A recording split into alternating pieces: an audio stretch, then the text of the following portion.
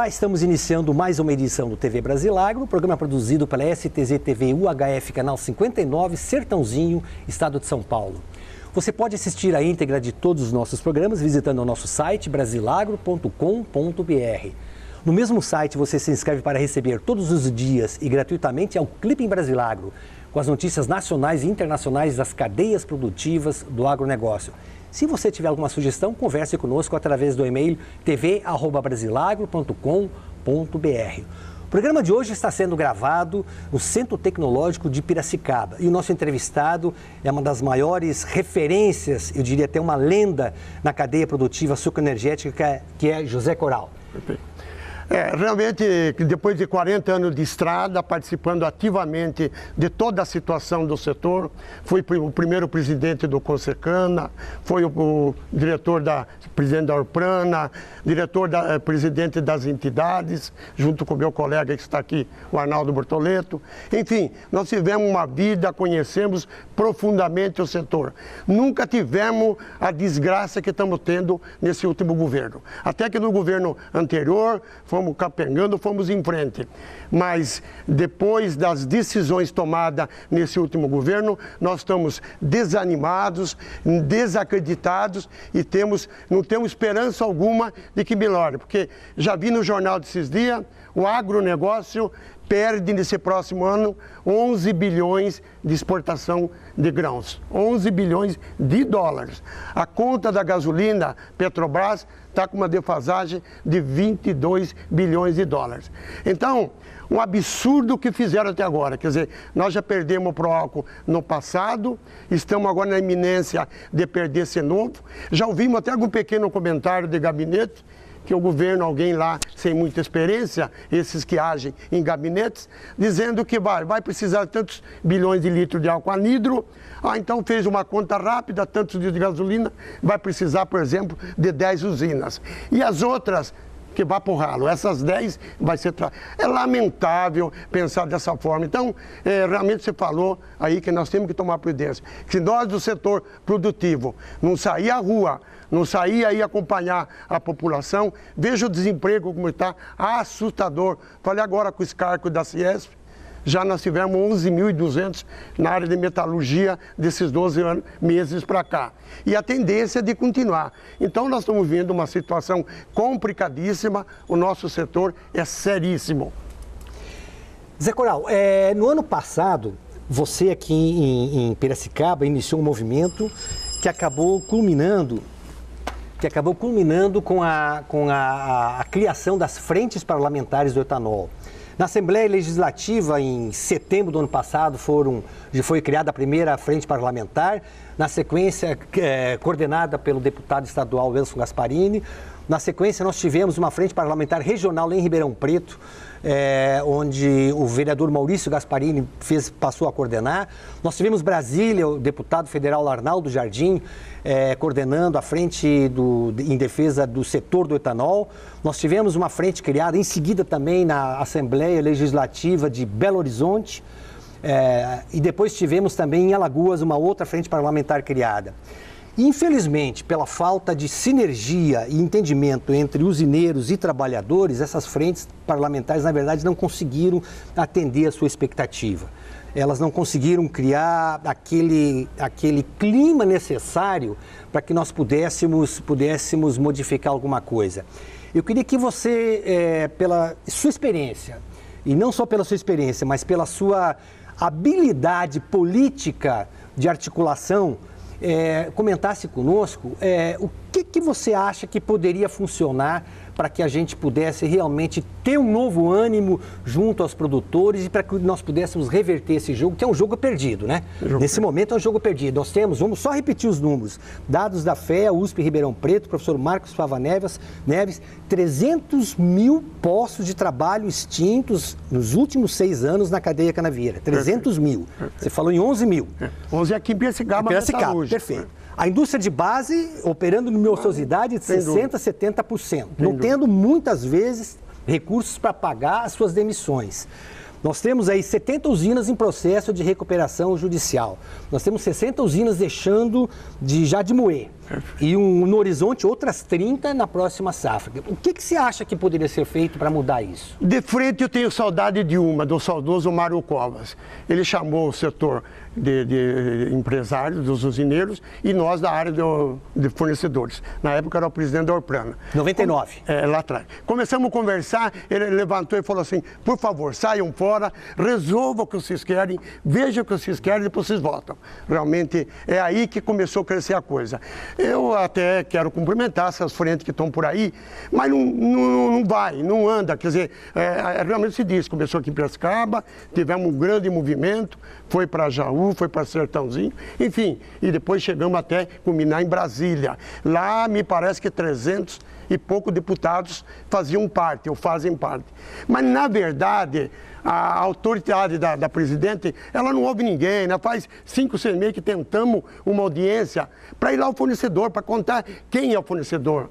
Que ainda parece que nos dias de hoje, as autoridades de lá de cima, presas em gabinetes, não sabem quem é o fornecedor, que é o independente, que planta cana para entregar para a usina industrializar. Que é agricultura familiar. Mas não tem dúvida, aqui em Piracicaba, onde sempre foi o maior centro açucareiro da América Latina, é uma verdadeira reforma agrária.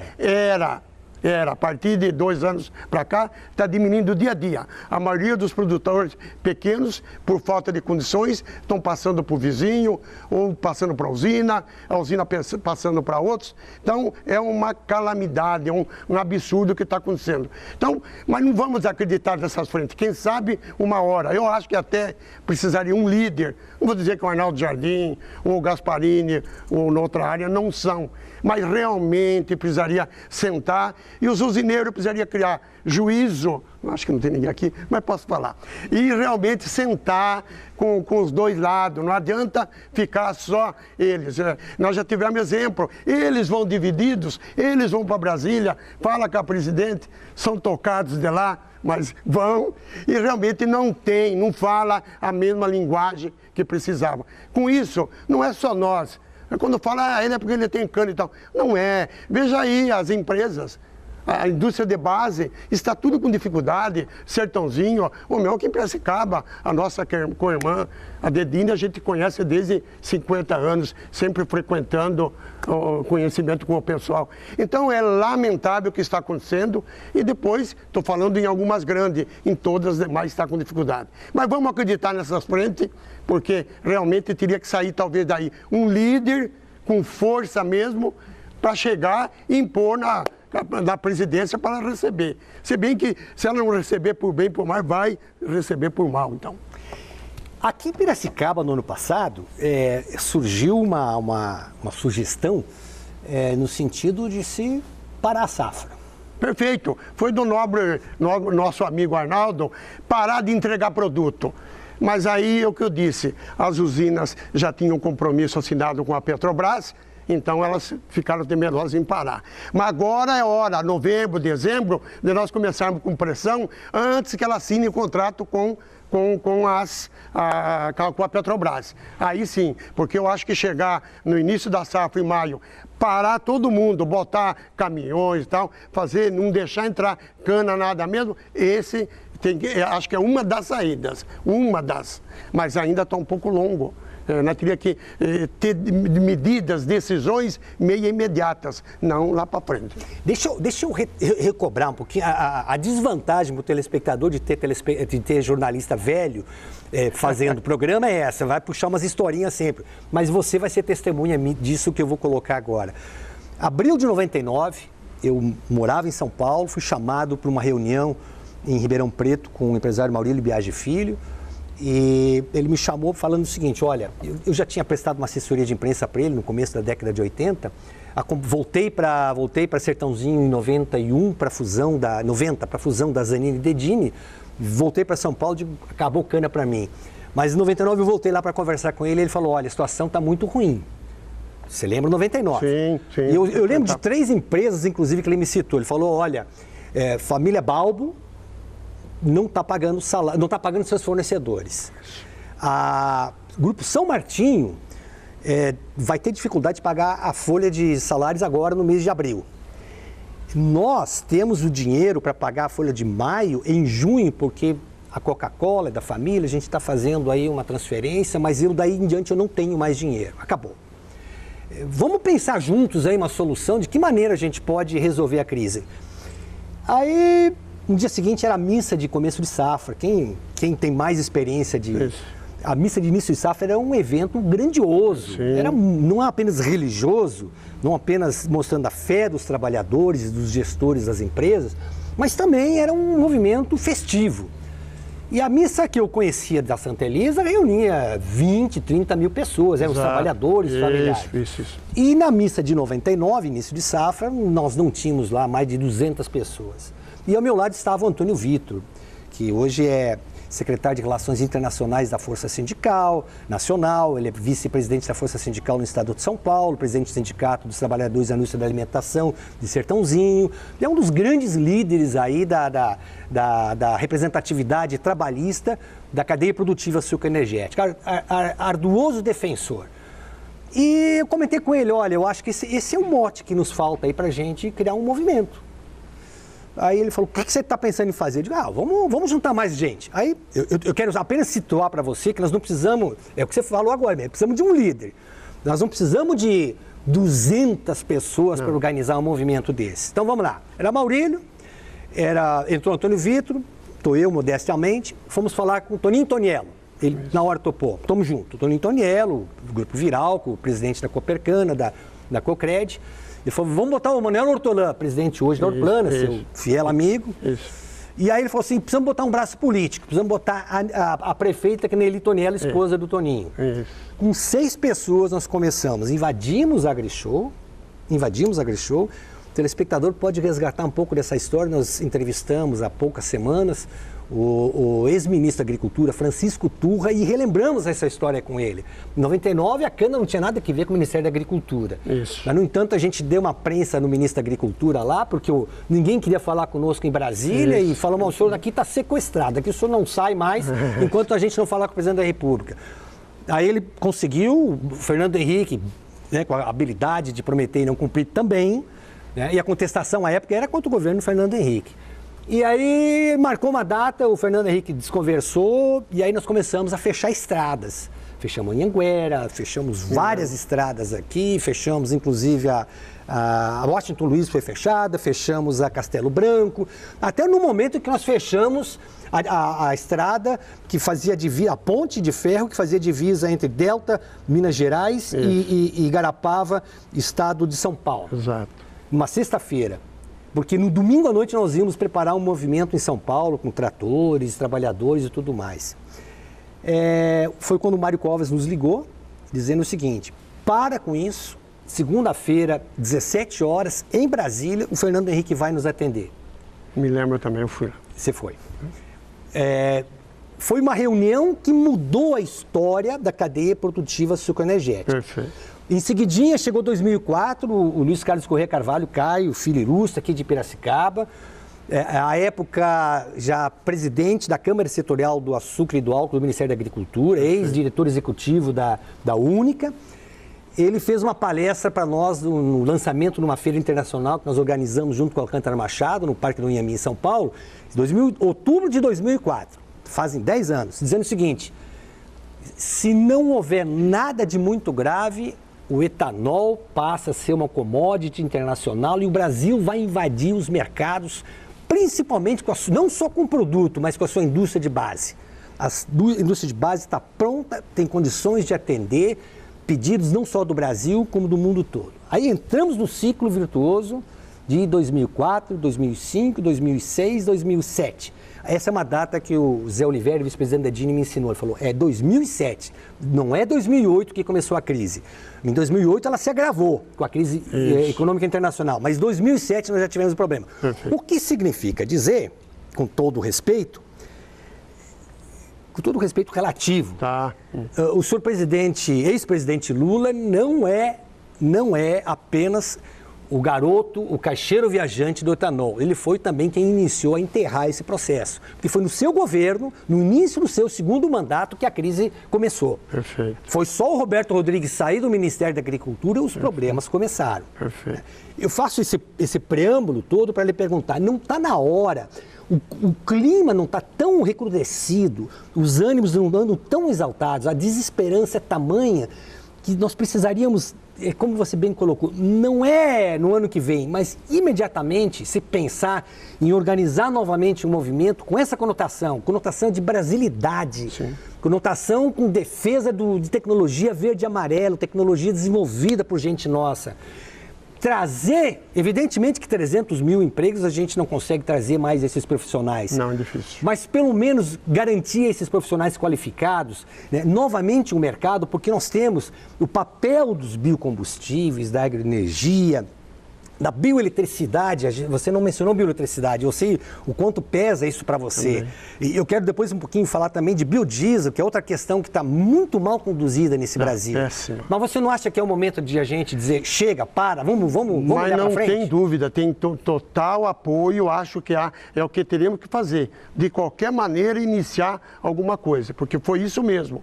Porque o governo Lula fez aquilo e tal, o garoto propaganda, depois, no segundo governo dele, todas as indústrias correram atrás das grandes indústrias básicas, fabricar, montar usina.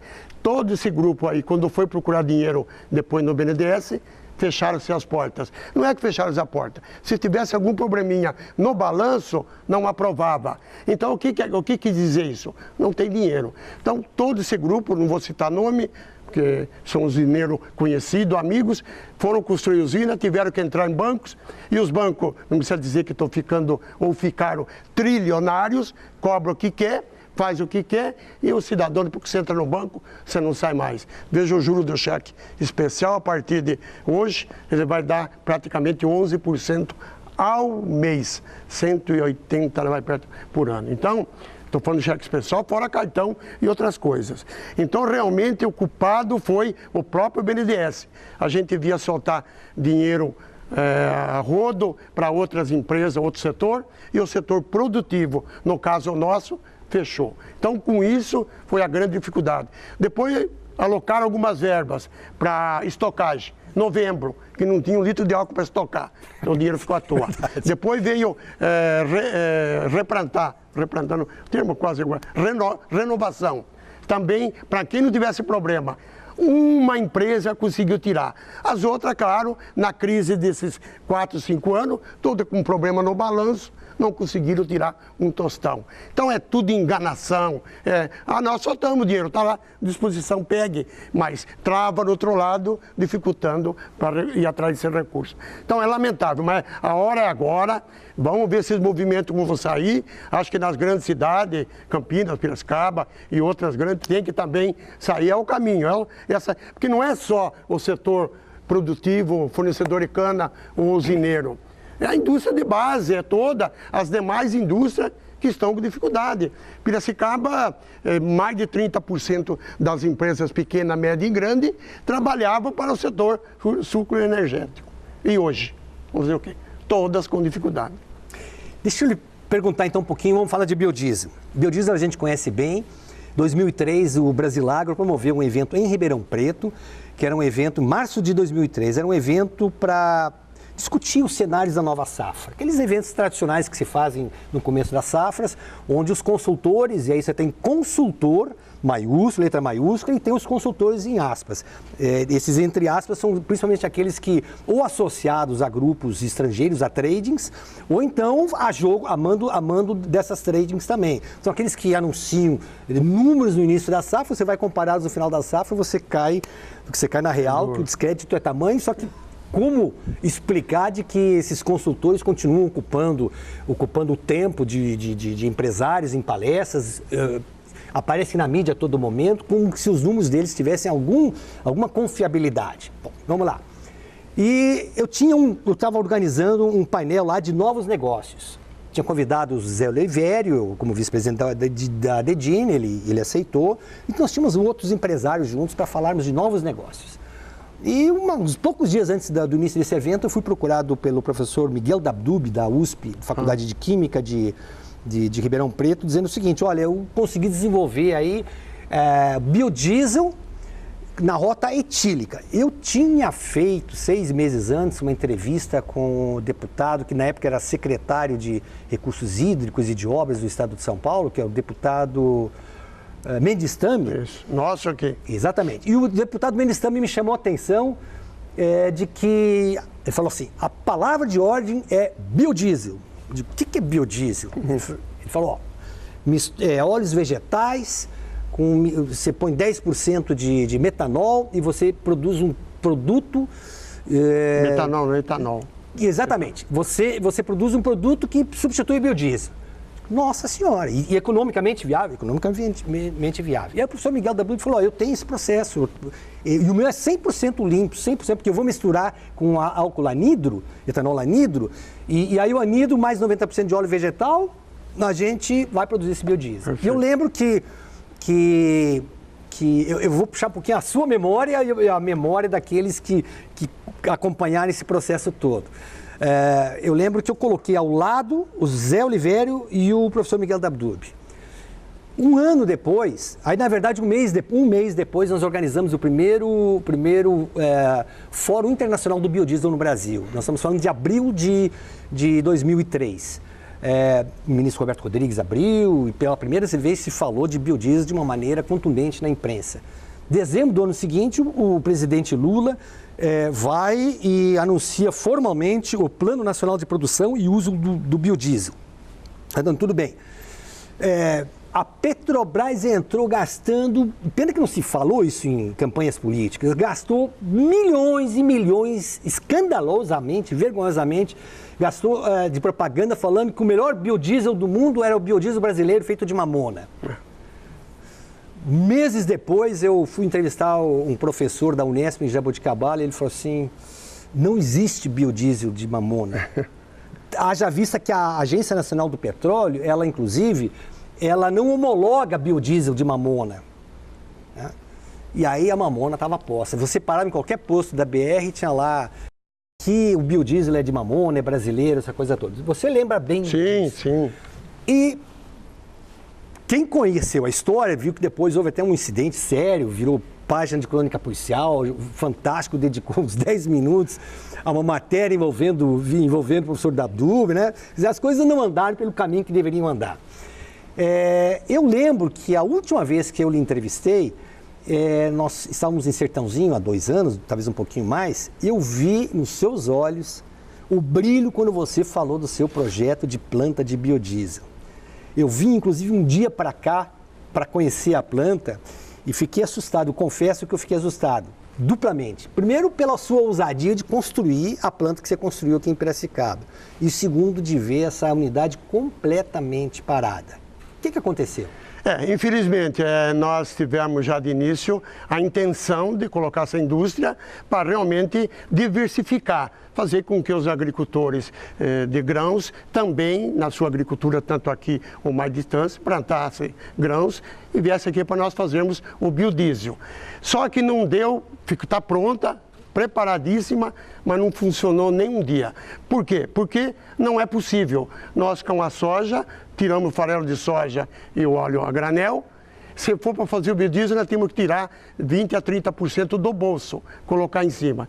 Então, o governo não tem interesse, ele faz as coisas, ele acha que tem interesse quando ele participa. Aquela empresa grande de biodiesel, pelo que se comenta, está ligado. Aquela de charqueada teve uma temporada também ligada, não sei hoje como está. Então, eles conseguiram fazer alguma coisa, não sei como subsídio e tal. Mas nós ou qualquer outro particular não deu resultado. Ela está pronta, pode ser que dê alguma virada nesse país, ainda ela volte a funcionar, mas nos dias de hoje financeiramente insuportável, não dá. É mais fácil moer a soja, tira o farelo, usa na nossa fábrica de ração e vende o óleo a granel. Não dá para dar sequência. E para a Petrobras é mais fácil importar diesel, mas, não é? Perfeito, ela está importando, você vê o absurdo que vem acontecendo, né? O que aconteceu aí, importou gasolina mais cara para vender mais barata para segurar. Quero ver agora como que ela vai se virar, se é que ela vai ficar lá.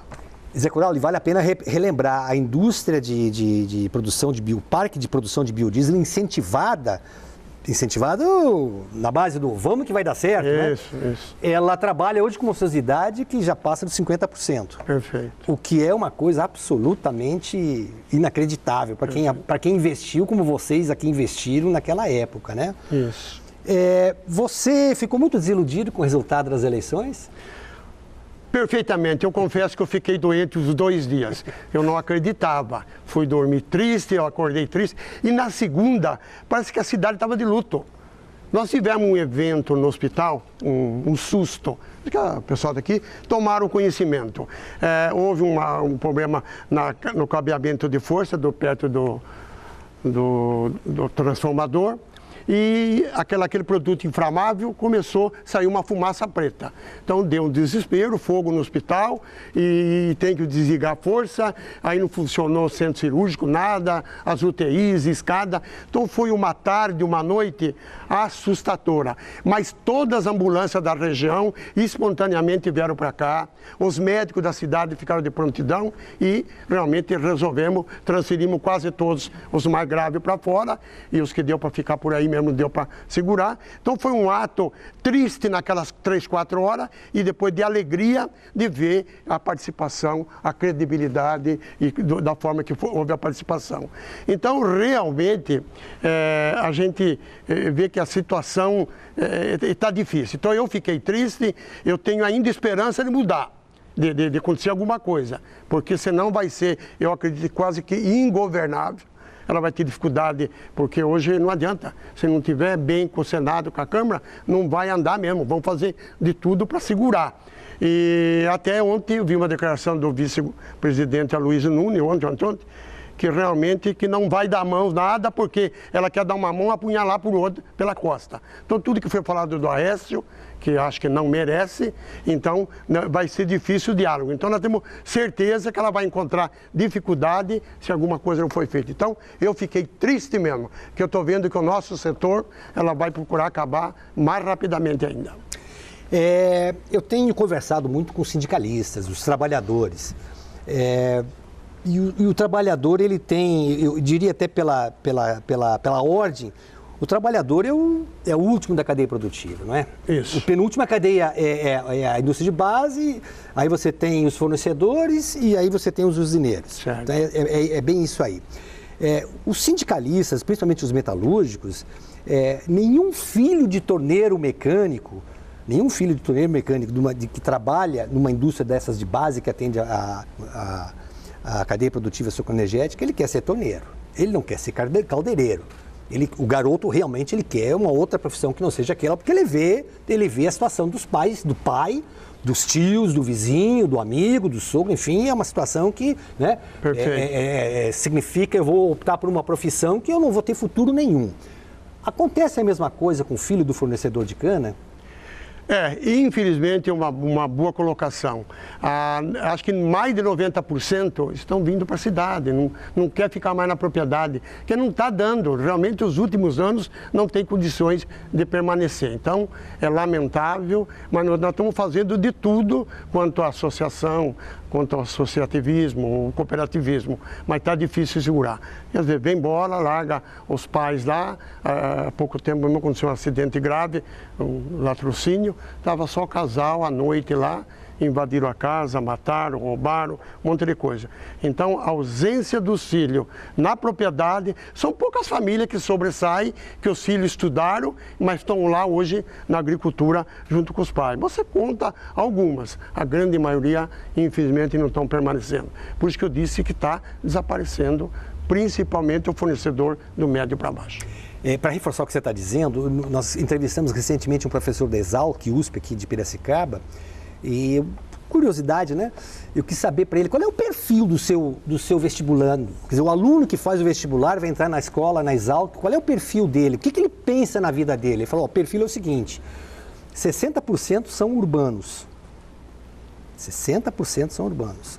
40% moram nas propriedades agrícolas ainda, mas o sonho deles formados é sair de lá. Isso. Eu falei, mas peraí, então estamos em 100% já. Ele falou, 100% do formando da Exalc USP, ele está objetivando o seguinte, ele quer ser consultor ou vendedor de insumos, né? Ou então quer ser consultor de agentes financeiros. Quer dizer, essas políticas, essa inação, políticas não há política, na verdade, né? Não. Essa inação governamental em relação ao agronegócio, notadamente ao setor canavieiro, ela faz com que realmente a desesperança faça com que as próximas gerações sejam contaminadas já. Mas não tem dúvida, realmente é isso mesmo. Nós não sabemos o que vai acontecer no futuro. Quero falar, todos os agrônomos estão procurando outros negócios, mas não fica lá na agricultura ou cuidando da agricultura deles lá. São muito pouco, né? Porque mesmo grãos, vejo problema nos grandes estados aí, problema de estrada, de transporte, aí vão investir lá para fora, leva dinheiro lá para Cuba, para o Paraguai, fazer um porto a 200 quilômetros, é para matar o nosso do sul. É humanamente impossível. Não sei o que tem que acontecer nesse país, mas é triste os nossos filhos que estão aí, o que vão enfrentar no futuro. Zé Coral, muito obrigado de verdade, foi uma honra muito grande poder voltar a conversar com você, parabéns pela coragem e eu faço o refrão do que eu falei no começo do programa, oxalá o setor tivesse pelo menos mais um Zé Coral aí para poder botar as coisas como tem que ser postas. Logo vem aparecendo, obrigado pelo seu conhecimento da minha pessoa e realmente a gente tem lutado, eu faço o que gosto e gosto do que faço. Então, só tem que ir em frente. E estamos aí esperando que venha outros líderes, porque está precisando no momento, a nível dessas decisões urgentes, um líder forte que agregue o setor, tanto da indústria como da área agrícola, para ver se a gente consegue mudar alguma coisa, porque é humanamente possível o que estão fazendo, no caso do nosso agrícola, com a cana. Porque o etanol gera emprego, gera impostos, gera tudo, é um ambiente limpo, renovável. Eu não sei porque não há interesse. Porque eu acho que buscar petróleo lá fora é só mandar dólar, quem sabe a comissão já fica por lá, né? E é mais fácil, né? Porque é uma importadora só, então a comissão fica mais fácil de ser trabalhada. Eu agradeço a atenção de todos, agradeço você, companheiro Ronaldo. E estamos sempre à disposição para falar do setor, para criticar, elogiar quando precisa, é o meu caminho, é o que eu gosto. Obrigado. Nós vamos a um rápido intervalo comercial e na volta vamos trazer depoimentos de empresários falando um pouquinho sobre o que acharam do depoimento aqui, um depoimento que eu acho, eu volto a dizer o que eu falei no começo, é um depoimento que pode ser um marco de um novo ciclo da cadeia produtiva sucroenergética. Nós voltamos já já.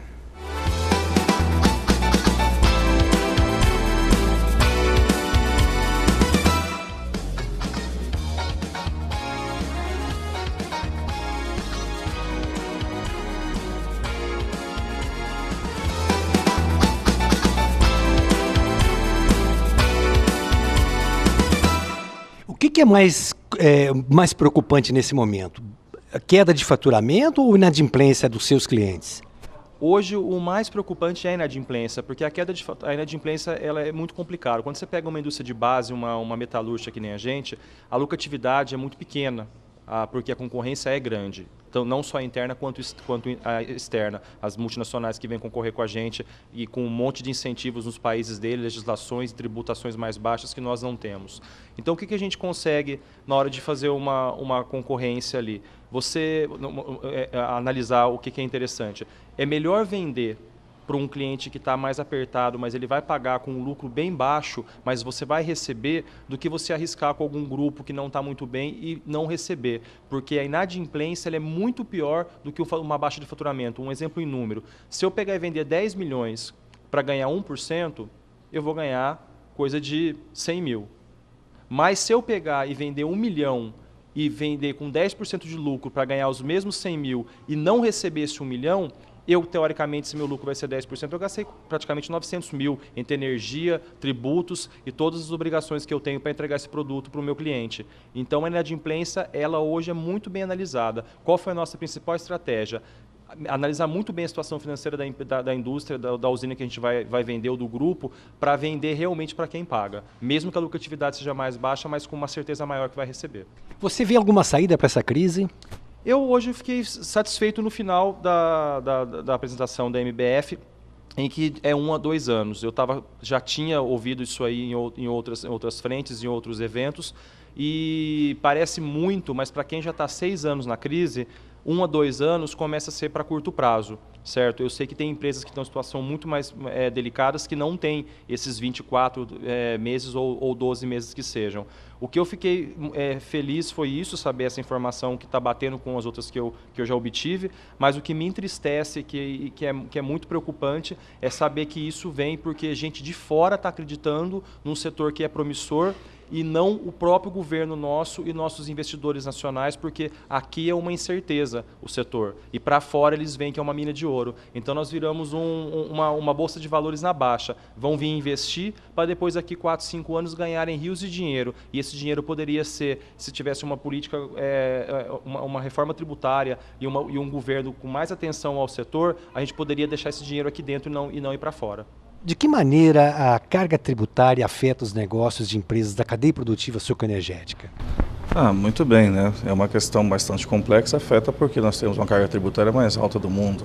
Nós temos o imposto de renda pesado do setor, nós temos PIS/COFINS, tem ICMS, tem IPI, e o governo não tem visto, né, com bons olhos essa parte. A arrecadação sempre ela é muito agressiva, muitas obrigações, e aí compete à empresa a fazer um trabalho interno. Já que não tem a contrapartida do governo, eu tenho que pagar exatamente aquilo que a lei determina. E se não tiver uma boa interpretação dessa legislação tributária, quem paga é o próprio contribuinte. E o custo do tributo sendo muito alto, quem que vai absorver? A lucratividade da empresa.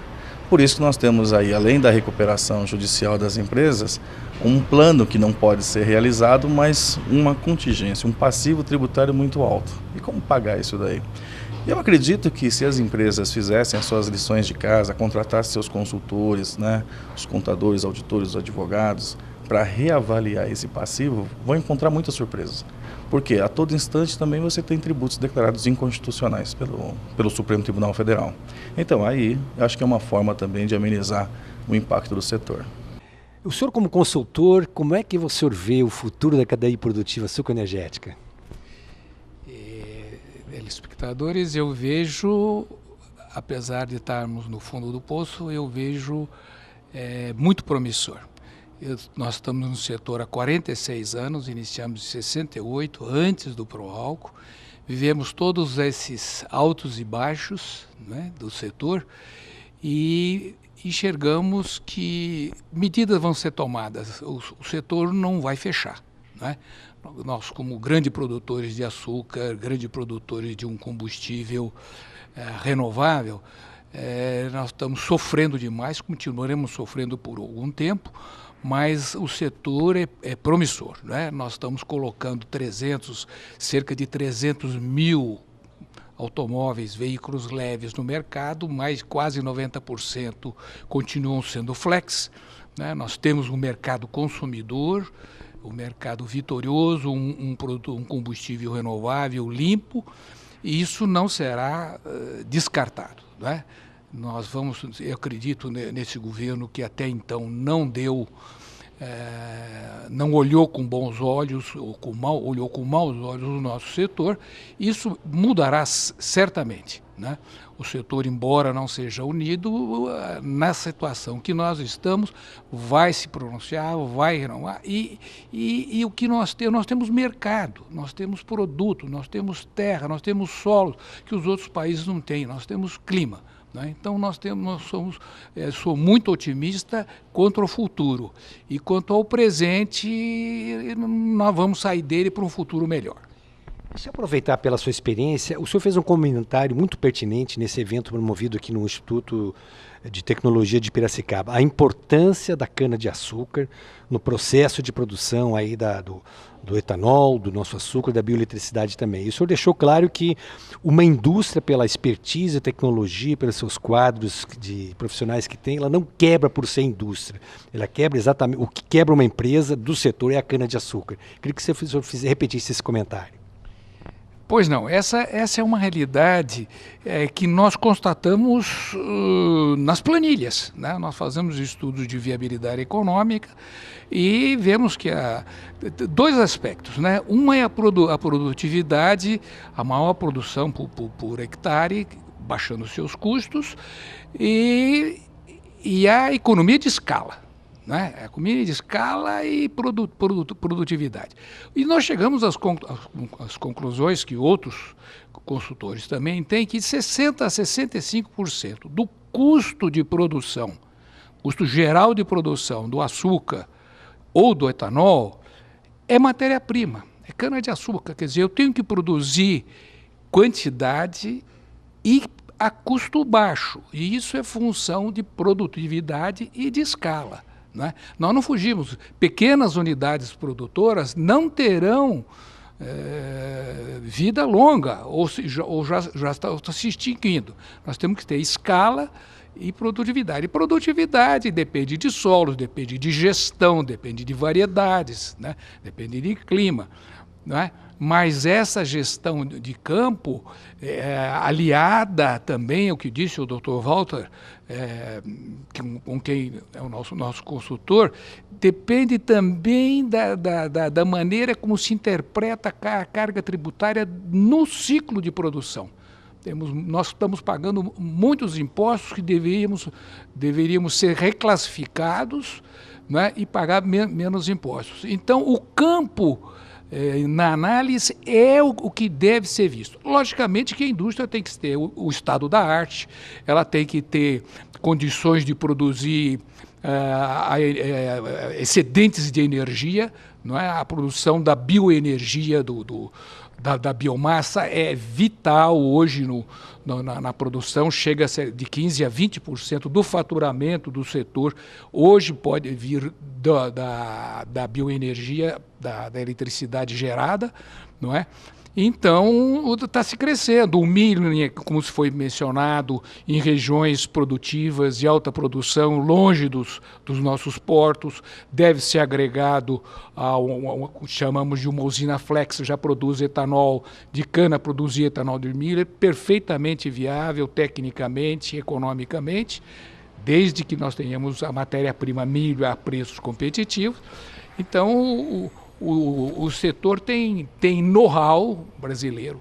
Agora, nos preocupa, Ronaldo, é o seguinte: nesse interregno que a indústria de bens de capital foi